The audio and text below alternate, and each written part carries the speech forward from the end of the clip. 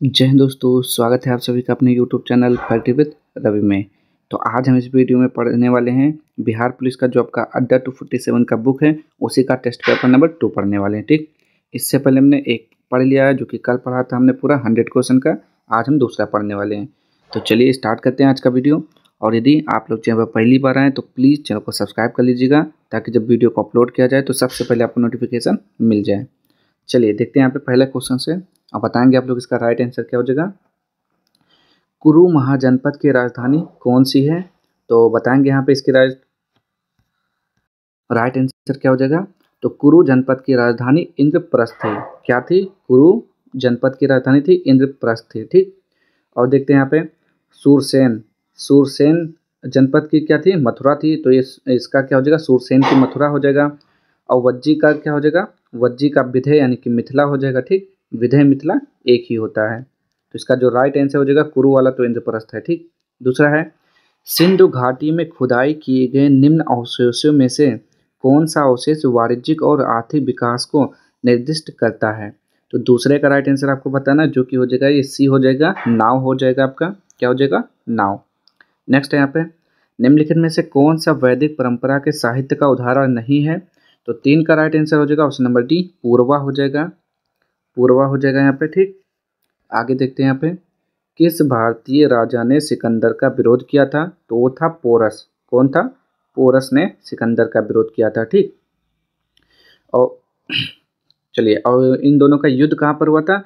तो इन दोनों का युद्ध झेलम यानी कि वितस्ता नदी के किनारे पर हुआ था, जिसे हाइड स्पेस का भी युद्ध बोलते हैं।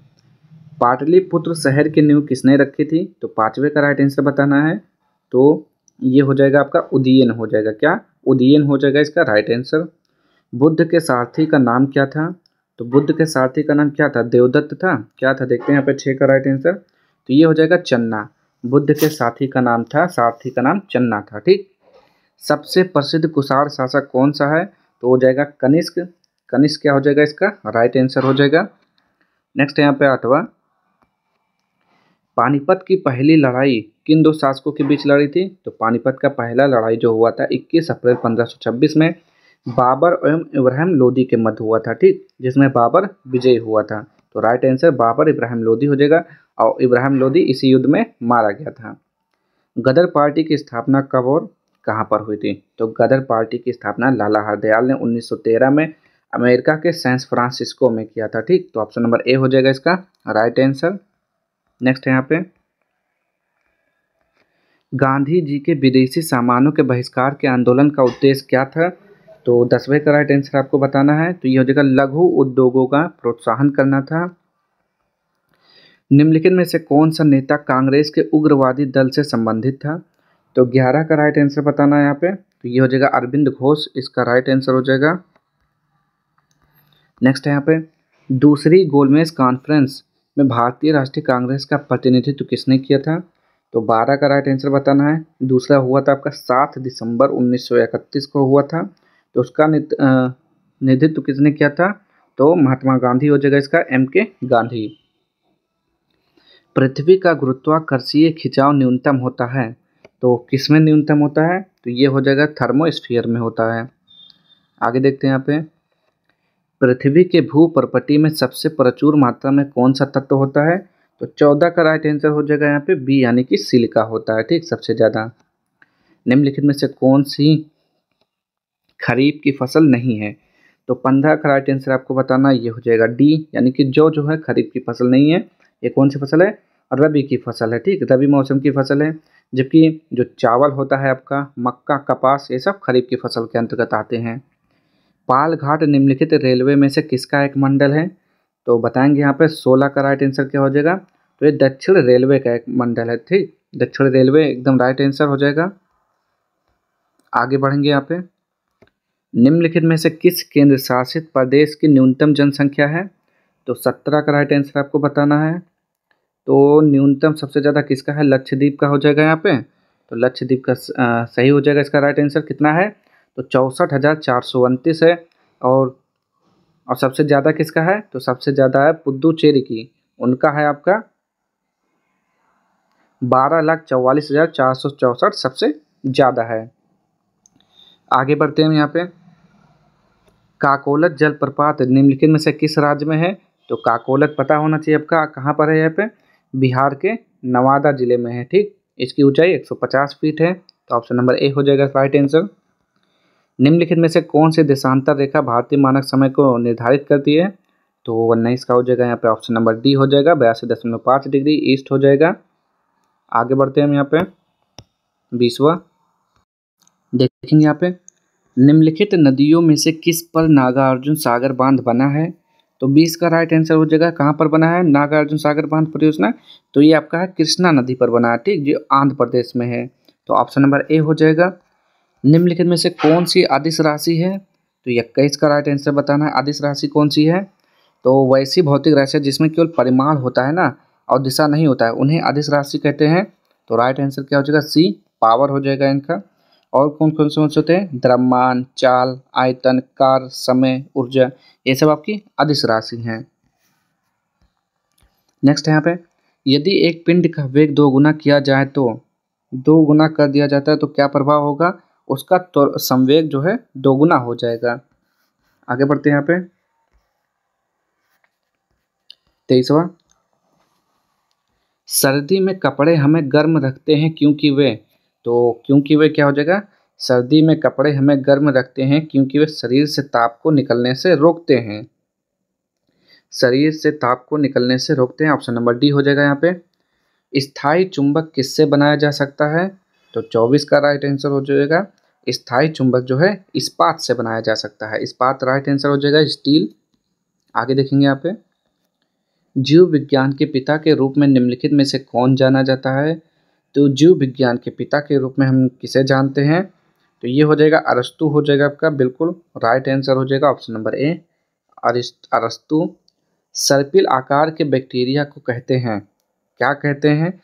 सर्पिल आकार के बैक्टीरिया को हम स्पाइरिलिम कहते हैं, ठीक, स्पाइरिलिम इसका राइट आंसर हो जाएगा। आगे देखेंगे यहाँ पे, निम्नलिखित में से कौन सी हड्डी मानव टांग में नहीं पाई जाती है? तो कौन सी नहीं पाई जाती है? तो क्या बोलेंगे? फीमर हो जाएगा, टिबिया, ह्यूमरस, फीमर, फिब्यूला। तो 27 का बताइए यहाँ पे, ह्यूमरस बाह के ऊपरी हिस्से की हड्डी है, ठीक, ह्यूमरस हो जाएगा इसका राइट आंसर।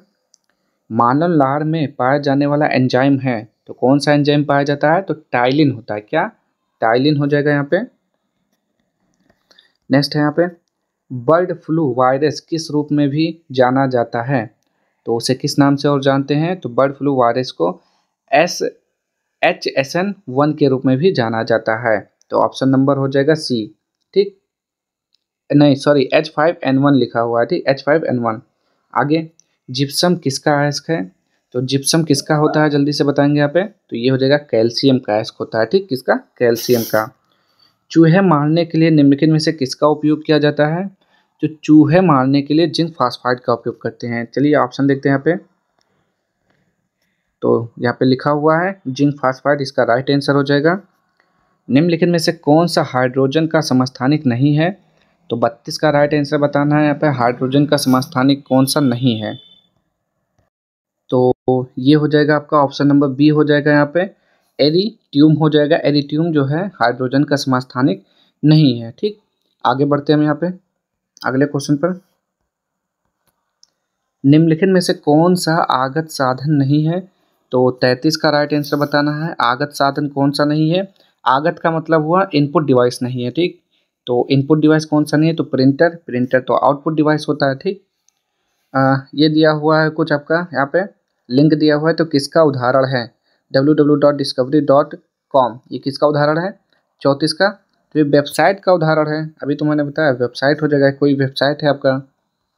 आगे देखेंगे यहाँ पे, गणितीय समस्याओं को हल करने के लिए अच्छी तरह से परिभाषित निर्देशों के निर्धारित सेट को कहते हैं, तो क्या बोलते हैं? 35 का राइट आंसर बताना है आपको यहाँ पे, तो उसे बोलते हैं एल्गोरिदम।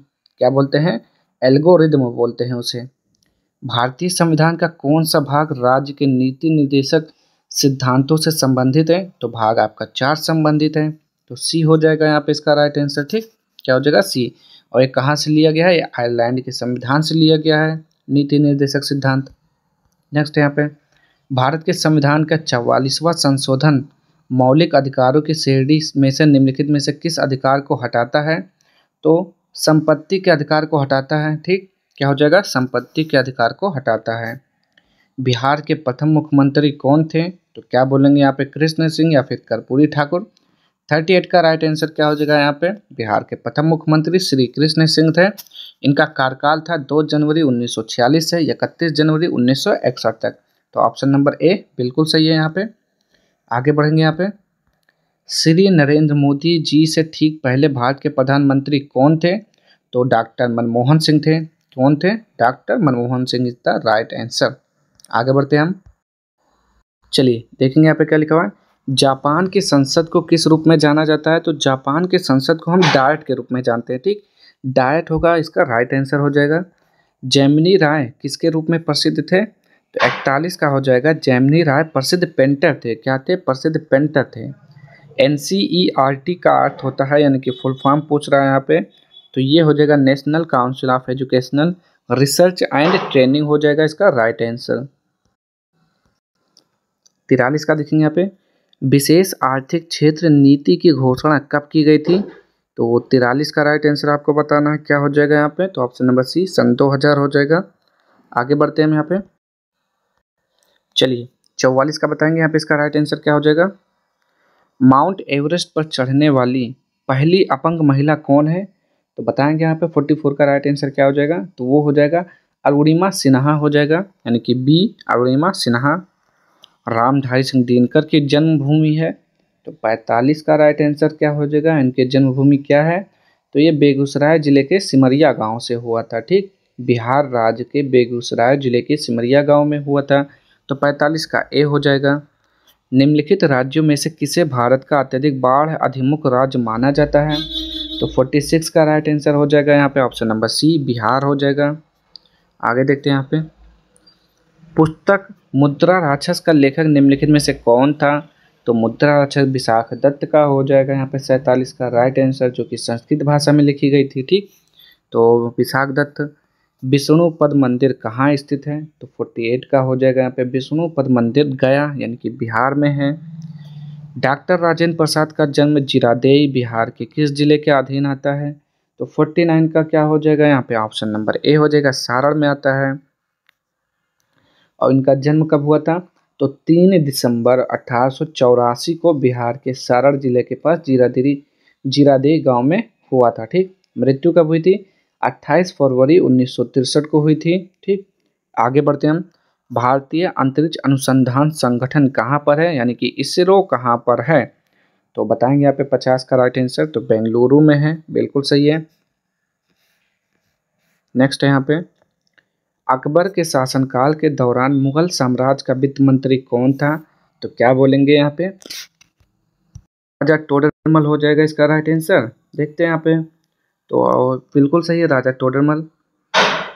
डैश प्रारंभी 8वीं सदी के दौरान भारत के एक दार्शनिक और धर्मशास्त्री थे जिन्होंने अद्वैत वेदांत के सिद्धांत को समेकित किया था। तो 52 का राइट आंसर क्या हो जाएगा यहाँ पे? आदि शंकराचार्य हो जाएगा। नेक्स्ट है यहाँ पे।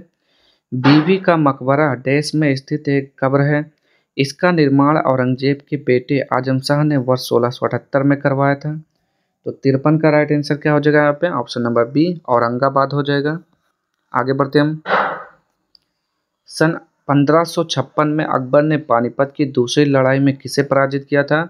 तो क्या बोलेंगे यहाँ पे इसका राइट आंसर 54 का। तो दूसरी लड़ाई कब हुआ था? 5 नवंबर 1556 में अकबर एवं हेमू के मध्य हुआ था। ठीक, तो 54 का सी हो जाएगा यहाँ पे। पुणे कभी देश की राजधानी के रूप में जाना जाता था? तो किसकी राजधानी के रूप में जाना जाता था? तो पेशवा हो जाएगा। जहांगीर का जन्म वर्ष देश में हुआ था? तो जहांगीर का जन्म 30 अगस्त 1569 ईस्वी में हुआ था। तो ऑप्शन नंबर बी हो जाएगा इसका राइट आंसर। सॉरी 1669 है, 1569 में हुआ था। ठीक, आगे बढ़ते हम यहाँ पे 57 देखेंगे। महाराजा रणजीत सिंह के राज्य की राजधानी क्या थी? तो 57 का राइट आंसर हो जाएगा यहाँ पे लाहौर। डैश एक ब्रह्मांडीय नर्तक के रूप में हिंदू भगवान शिव का चित्रण है जो तांडवम नामक अपने दिव्य नृत्य का प्रदर्शन करते हैं। तो 58 का राइट आंसर क्या हो जाएगा यहाँ पे, बी हो जाएगा नटराज। पृथ्वीराज चौहान के पिता कौन थे, तो 59 का राइट आंसर क्या हो जाएगा, सोमेश्वर चौहान थे। ठीक, सोमेश्वर चौहान हो जाएगा। आगे देखेंगे यहाँ पे 60वां, डैश वास्तुकला खगोलीय उपकरणों का एक संग्रह है जिसे महाराजा जय सिंह द्वितीय द्वारा बनवाया गया था। तो 60 का राइट आंसर आपको बताना है, ये हो जाएगा option number A, Jantar Mantar Delhi.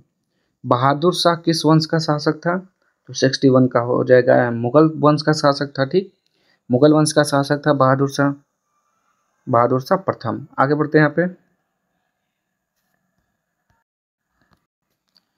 62 का देखेंगे, इन स्मारकों में से किसमें सेंट फ्रांसिस जेवियर के अवशेषों को प्रतिस्थापित किया गया है, तो 62 का राइट आंसर क्या हो जाएगा यहाँ पे, ऑप्शन नंबर ए हो जाएगा, बोम जीजस के बेसिलिका में। ठीक, महान अशोक किस वंश के शासक थे, तो ये मौर्य वंश के शासक थे। ठीक, क्या हो जाएगा यहाँ पे 63 का, महान सम्राट अशोक मौर्य वंश के शासक थे। ठीक, इनके पिता का नाम था बिंदुसार और उनके पिता का नाम था चंद्रगुप्त मौर्य। तो ऑप्शन नंबर सी हो जाएगा। पाल साम्राज्य का प्रथम शासक कौन था, तो पाल साम्राज्य का संस्थापक गोपाल था। तो 64 का राइट आंसर क्या हो जाएगा, गोपाल हो जाएगा। आगे बढ़ते हैं यहाँ पे, अकबर ने अपने दरबारी संगीतज्ञ के रूप में किसे नियुक्त किया था, तो 65 का राइट आंसर हो जाएगा बी, मियां तानसेन। कन्नौज की लड़ाई वर्ष डैश में लड़ी गई थी, तो कन्नौज की लड़ाई या बिलग्राम की जो युद्ध हुआ ये 17 मई 1540 में शेरशाह सूरी एवं हुमायूं के बीच हुआ था। ठीक, तो ऑप्शन नंबर सी हो जाएगा यहाँ पे 1540 में। बंगाल के प्रथम गवर्नर जनरल कौन थे, तो 67 का राइट आंसर हो जाएगा वारेन हेस्टिंग्स हो जाएगा। आगे बढ़ते हैं यहाँ पे, टीपू सुल्तान को डैश का शेर भी कहा जाता था, तो क्या मैसूर का शेर बोलते थे 68 का, तो बिल्कुल सही है। पृथ्वीराज चौहान ने डैश से विवाह किया था, वह उनके शत्रु जयचंद गायकवाड़ की बेटी थी, तो क्या नाम था उनका, संयुक्ता नाम था 69 का, तो बिल्कुल सही है, संयुक्ता नाम था। किस भारतीय धर्म में 24 तीर्थंकर हुए थे, तो ये हो जाएगा जैन धर्म। 70 का राइट आंसर क्या हो जाएगा, जैन धर्म हो जाएगा। जैन धर्म के संस्थापक प्रथम तीर्थंकर कौन थे, तो ऋषभ देव थे, 23वें थे पार्श्वनाथ थे। ठीक, अंतिम यानी कि 24वें तो महावीर स्वामी हो जाएगा इसका राइट आंसर। ठीक, याद रखेंगे, छोटे छोटा पूछ लेता है आपसे। सिकंदर महान देश में पैदा हुए थे, तो सिकंदर महान का जन्म कब हुआ था, आपसे ये पूछा है। तो इनका जन्म 356 ईसा पूर्व में हुआ था। इनके पिता का नाम था फिलिप था। ठीक, और ये कहाँ के शासक थे, मकदूनिया के शासक थे। और इनके शिष्य सिकंदर के गुरु का क्या नाम था, अरस्तु नाम था। ठीक, तो क्या हो जाएगा यहाँ पे 71 का राइट आंसर 356 ईसा पूर्व। कौन सी गुफाएं बौद्ध धर्म, हिंदू धर्म और जैन धर्म के धार्मिक कला की सांस्कृतिक मिश्रण है, तो 72 का राइट आंसर हो जाएगा यहाँ पे एलोरा की गुफा हो जाएगा। ठीक, नेक्स्ट यहाँ पे बाबर का पुत्र कौन था, तो बाबर के पुत्र का नाम था नसरुद्दीन हुमायूं था। ठीक, हुमायूं हो जाएगा इसका राइट आंसर। आगे बढ़ते हैं हम, चलिए यहाँ पे देखेंगे, यहाँ पे 74 शाहजहां किस वंश का शासक था, तो 74 का राइट आंसर हो जाएगा मुगल वंश का शासक था। प्लासी का युद्ध डैश वर्ष में लड़ा गया था, यानी कि प्लासी का युद्ध कब लड़ा गया था, तो 23 जून 1757 को लड़ा गया था। ठीक, तो ऑप्शन नंबर सी हो जाएगा 1757 में हुआ था। आगे बढ़ते हैं, विद्युतदर्शी का डैश द्वारा आविष्कार किया गया था, तो किसके द्वारा किया गया था, तो जीन एंटोनी नॉलेंट के द्वारा किया गया था। आगे भूकंप को मापने के लिए किस उपकरण का उपयोग किया जाता है, तो भूकंप को मापने के लिए सिस्मोग्राफ का उपयोग करते हैं। ठीक, क्या सिस्मोग्राफ हो जाएगा इसका राइट आंसर। दो धनात्मक आवेशों के बीच के बल का क्या होगा, वह तब मुक्त होते हैं जब उन्हें एक दूसरे के पास रखा जाता है, तो 78 का राइट आंसर क्या हो जाएगा, बल क्या हो जाएगा, घटेगा। आगे देखते हैं 79, यदि कोई वस्तु एक वृत्तीय मार्ग में चल रही है तो उसकी औसत गति क्या होगी, यदि वह 1 सेकंड में एक चक्कर पूरा करती है, तो 79 का हो जाएगा डी, क्या हो जाएगा, शून्य हो जाएगा। आगे बढ़ते हैं हम, नेक्स्ट यहाँ पे आपेक्षिक घनत्व की इकाई क्या है, तो 80 का राइट आंसर बताना है। आपेक्षिक घनत्व का इकाई क्या होता है, तो ये हो जाएगा इसकी कोई इकाई नहीं होती है। ठीक, दिए विकल्पों में से सही का चयन कर रिक्त स्थानों की पूर्ति करें। यह रास्ता, तो बताना है क्या हो जाएगा, यह रास्ता दुर्गम है, सावधानी पूर्वक चलें। ठीक, दुर्गम हो जाएगा। काक पद का उपयोग कब होता है, तो 82 का राइट आंसर बताना। काग पद का उपयोग छूटे हुए अंश के लिए होता है, ठीक। तो 82 का क्या हो जाएगा यहाँ पे, डी, छूटे हुए अंश के लिए इसका प्रयोग करते हैं। आगे देखते हैं यहाँ पे 83, इनमें से कौन सा विकल्प शब्द अलंकार का भेद नहीं है। तो 83 का राइट आंसर हो जाएगा सी, और रूपक अलंकार हो जाएगा। रूपक अलंकार क्या है, का अर्थ अलंकार है। मैया मैं तो चंद्र खिलौना ले हूँ पंक्ति में कौन सा अलंकार है, ये बहुत ही इंपॉर्टेंट है। तो 84 का हो जाएगा ए, और रूपक अलंकार हो जाएगा यहाँ पे। आगे बढ़ते हैं, दिए गए वाक्यों में त्रुटिहीन वाक्य कौन सा है। तो 85 का राइट आंसर आपको बताना है, त्रुटिहीन कौन सा है। तो ये हो जाएगा ऑप्शन नंबर ए, शरीर में ताकत होनी चाहिए, यह वाक्य क्या है, सही है, ठीक। त्रुटिहीन का मतलब जिसमें कोई गलती ना हो।